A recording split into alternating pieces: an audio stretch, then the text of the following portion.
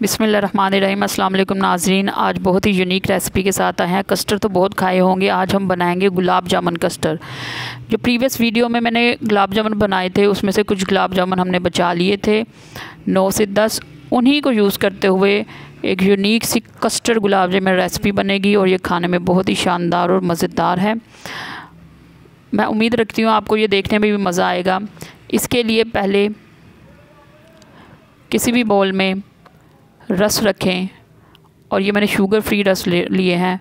उसके ऊपर गुलाब जामुन को डेकोरेट करें और उन्हीं गुलाब जामुन का शीरा उसी के ऊपर डाल दें।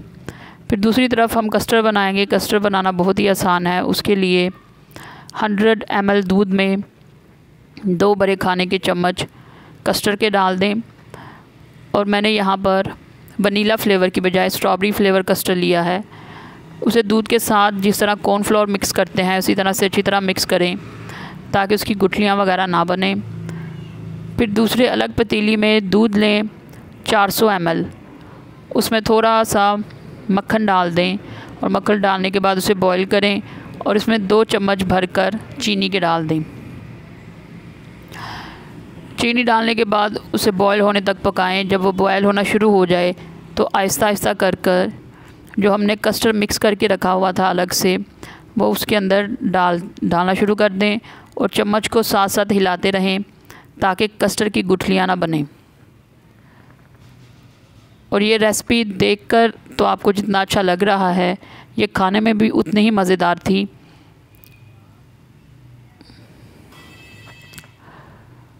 और ये गेस्ट के आगे सर्व करने के लिए भी बहुत ही ज़बरदस्त रेसिपी है।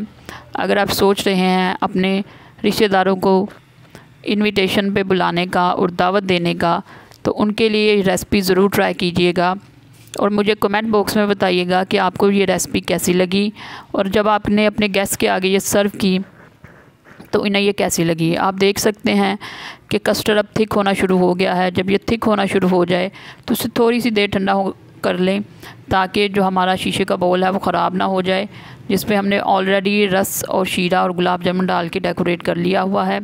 अब इसके ऊपर आहिस्ता आहिस्ता अपना तैयार किया हुआ कस्टर्ड हम उंडेलेंगे और इस तरह उंडेलेंगे कि गुलाब जामुन अच्छी तरह कवर ना हो।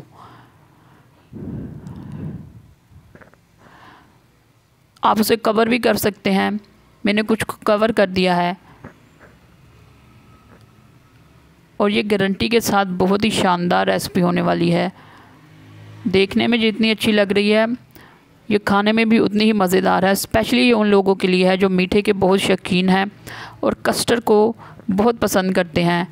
आपने कस्टर्ड ट्राइफल तो खाए होंगे। अब ये ठंडा हो चुका है, आप देख सकते हैं। इसके ऊपर नट्स डालकर डेकोरेट करें। शुक्रिया, अल्लाह हाफिज़।